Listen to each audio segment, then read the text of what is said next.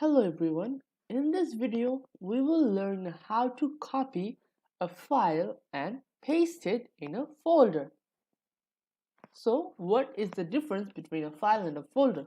So, a file is like the common storage unit in a computer, like a text file or a video file or an audio file, but a folder is like the container of the files. It holds one or more files, so you can store your files in a folder.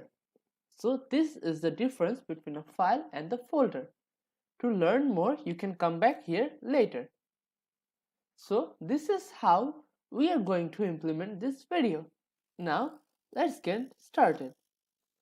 So we have a text file over here and we have a folder over here.